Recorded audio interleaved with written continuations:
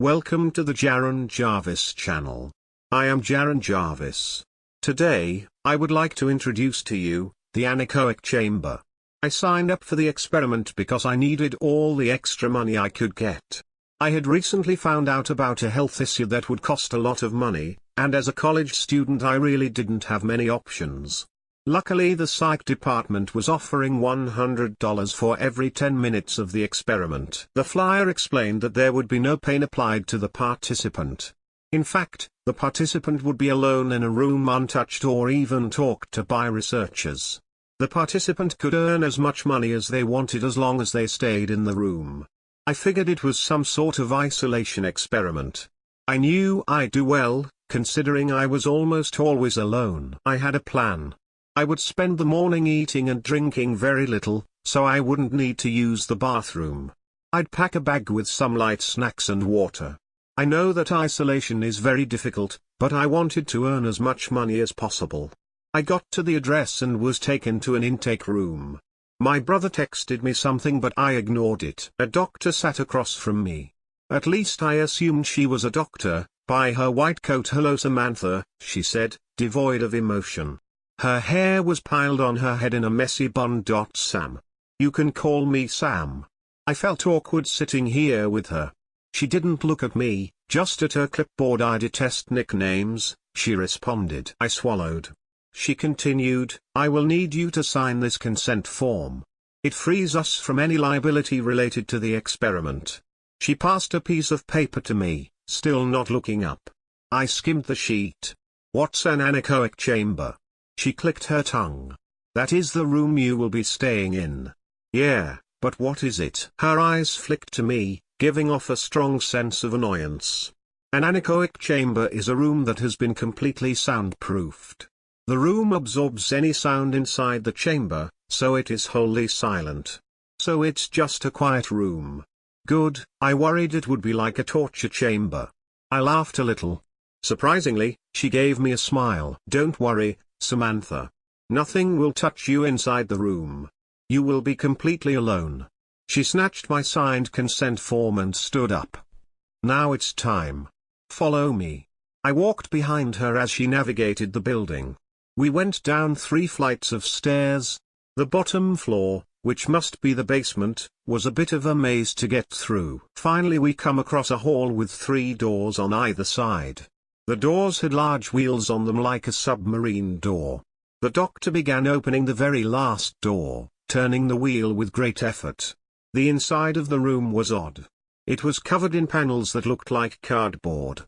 The room was pretty small, probably the size of a walk-in closet. In the middle of the room was a chair. There were no windows but a single light hung on the ceiling. I took a deep breath and went to enter. The doctor stopped me with a firm hand on my arm. "You have to leave your bag out here." "But it has water and snacks," I replied. "You won't need them." I sighed and handed my bag over. The first few steps into the chamber were a little scary, but once I was sitting in the chair I felt fine. It was definitely quiet in there. The doctor stood in the open doorway. "When you want to leave the room, simply press the red button on the door." I nodded. She grinned and closed the door, locking it. I sat there for a moment, pondering on what was going to happen. It sure was quiet. Before going into this room I never understood the constant background noise that was always there. In the room it was only me. I moved slightly against the chair and the noise was a surprise. It boomed.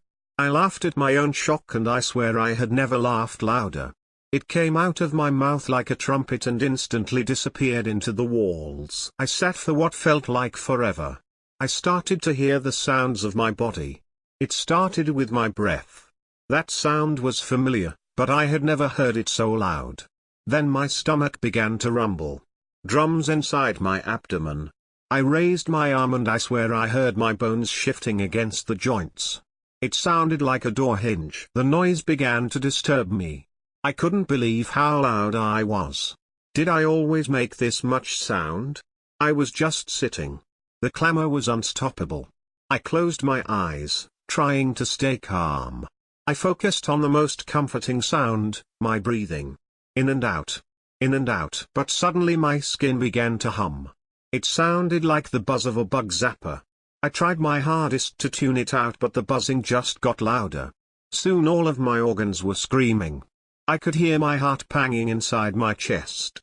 Even my liver and kidneys made noise as they did their jobs. I folded in the chair, hands over my ears, tears coming to my eyes. But that only made the sound of my hands louder. So many little bones rubbing together. The hairs mixing. The skin of my ears humming. I even thought I heard the tiny mites in my eyebrows skittering around. I dropped my hands and bit my lip. I knew there was a catch to this room, but I didn't expect the cacophony of noise. It was as though the volume of my body was turned all the way up. And then suddenly I heard something new. Something small and bloody moving up and down. I scanned the room and saw nothing. The small wet thing was crawling? No. It was moving, but it seemed suspended in place. The smack of its damp appendages made me feel sick. I wanted to throw up. I wanted to push that red button. But I needed the money. I must have been in there at least an hour, but I needed much more. Now a dripping sound joined the orchestra. Like tap water but thicker. The small wet thing was still sickeningly moving. The thick water tapped slowly as if sliding down a rock face. That's when I felt it. I lifted my dress and saw the blood running from between my legs. I screamed but then had to stop because it was deafening. The blood started flowing harder. The wet thing slid in its own thick. I fell to the floor with my legs open. My breath was so faint because of all the other sounds. With one large push the wet thing passed through me onto the ground. My mouth hung open. My thighs were covered in blood. I was so overwhelmed with the noise that I could only hear one booming uproar. With trembling hands I picked up the wet thing. It was tiny and dripping with fluid. I pressed it to my face. I didn't know what to do. I stood shakily, leaning against the wall. With one last burst of energy I fell against the red button. The wet thing was clutched to my chest. Blood covered the room. My senses were overloaded. I needed the door to be open. Suddenly with a pop the noises stopped. The door opened and a flood of calm filled the room. I could hear the cars on the street, the sound of clothing, the chatter of the world. I looked at the doctor's eyes, still holding the wet thing. She was smiling. "This is new," she said in a satisfied tone. I was sobbing at this point. "Please, just give me my money. I have to go to the hospital." The doctor reached out and stroked the wet thing. I coughed with sobs. She locked eyes with me. "You were only inside for 8.32 minutes. You haven't earned anything." I started trembling. The doctor was impatient and rolled her eyes. I didn't earn anything? No. She helped me out of the room and closed the door behind her. I held the wet thing out in front of me. It slipped through my fingers and hit the ground with a smack. She sighed. "You made quite a mess. But at least we took care of your little medical issue."